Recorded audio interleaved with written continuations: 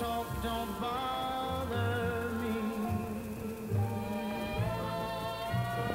I want the whole wide world to know that And welcome to Let Them Talk. I'm Paul DiRienzo, and my guest is Josh Gilbert. And Josh, welcome to Let Them Talk. Thanks for having me. All right, and we have behind us, we're playing a film that Josh is a filmmaker, and he made this cool film about Tommy Chong. It's called AKA Tommy Chong. Oh, I almost forgot. Let me get the, I want to show folks the cover of it. There, and you can see there's our buddy Tommy Chong. And I don't know if folks know who Tommy Chong is. If you don't, we'll be explaining to you in a moment who he is. But Josh Gilbert is the filmmaker who created this film, a.k.a. Tommy Chong, and we're watching it behind us. And actually, we're watching Tommy right now. He's sort of behind you. Maybe turn an inch over. That's funny. And we can see Tommy. There he is. Good. We can look at each other. And Tommy's in jail in this scene. He's out of jail now, but he spent 9 months in jail, right? Yeah, he was in jail for 9 months. Okay, Josh, tell me, you're a filmmaker. Why did you choose Tommy Chong as the subject? And maybe in the course of describing that, explaining that, describe who Tommy Chong is.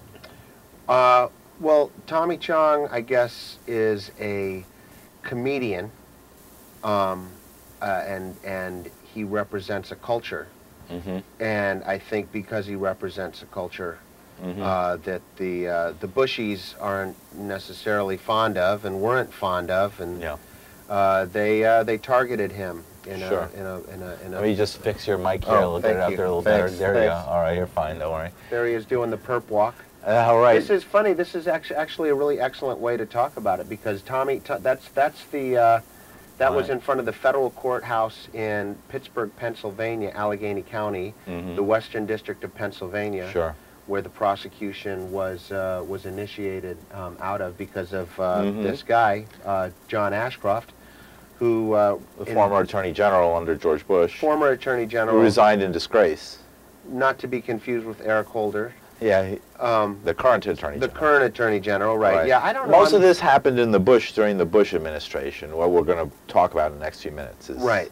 It happened during, and Tommy is out of jail right now, and there is some sign that the laws, or at least the federal enforcement of certain marijuana laws, is undergoing some rethinking under the current Attorney General. Well, there's at the federal level. Yeah, at the federal level, and the current drug czar is basically Right. pulling back from the. So let's go back in time a little bit to things as they were. And what was the year that Tommy was arrested? He was arrested in. He actually wasn't arrested. He was jailed. He was indicted. Right. In May of 2003. He was sentenced on September 11th, 2003. Wow. He went to prison in October, I think it was it October of 2003, 2004, and 2004? No, in October of 2004 is when he went in, and he was released in 2000. No, I'm sorry, I'm getting the years mixed up. Yeah, October 2003 for a year. Okay, basically. So this all happened from May. It started, the indictment came out in May. He was in jail in October, and he got out of jail sometime the next year after doing 9 months in federal prison. Right. All right, and he did a full 9 months. He did, yeah. Federal charges aren't usually reduced. There's no, you know, you serve. It's 85%, I think, is the. Yeah, and another percentage, which is a pretty staggering one that I learned over the course of making this. 98% of the federal prosecutions, result in conviction. In conviction, right? Yeah, which is. The feds don't like to indict people they don't already think they can put away. Right, exactly. Right. As Jay Leno says later, when they want to get you, they get you. Right. Now let's go back and talk about who Tommy Chong is to folks who there's a whole. Believe it or not, there's a lot of people who were born after Cheech and Chong became famous, right, and did not grow up as we did, with yeah. Cheech and Chong as our cultural heroes and symbols. I don't know if he was yours, but he was definitely one of mine when I was a high school kid and growing up in the New York area. Yeah, growing up in California for me, in L.A., it was the same kind of, I mean, that was the hippie.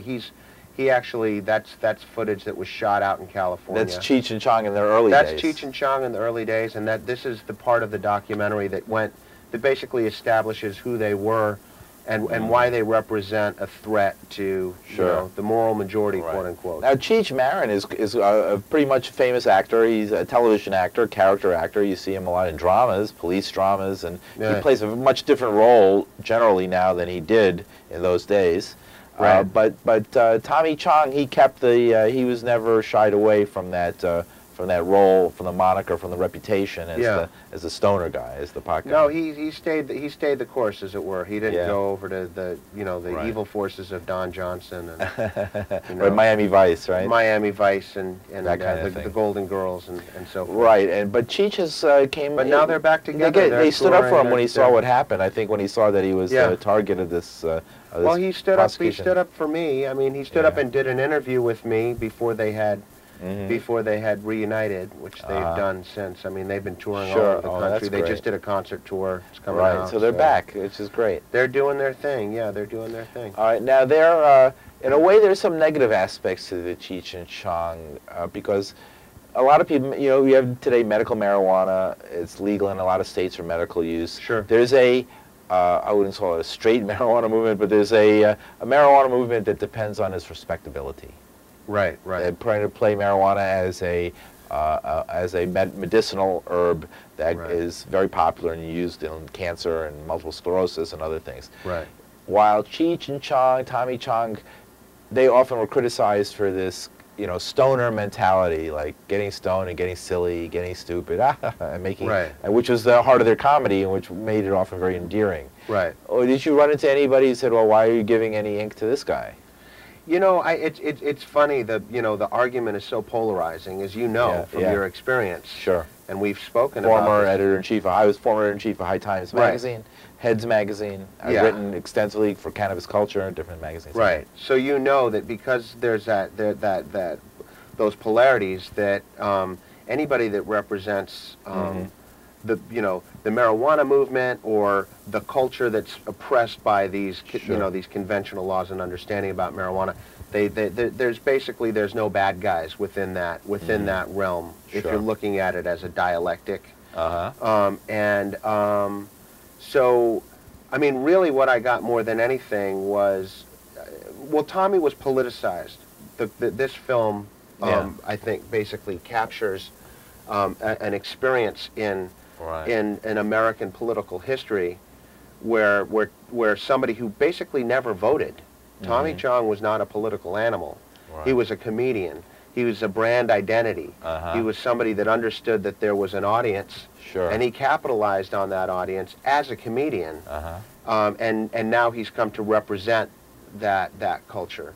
But I think people in the marijuana movement have two. There's different goals. One of them is to either downgrade the severity of marijuana on a federal level as a Schedule 1 to something that actually represents what it is, which is a Sure. plant and not necessarily nefarious on any level. Right. And I think one of the reasons people appreciate Tommy, regardless of where they are in the spectrum of the marijuana argument,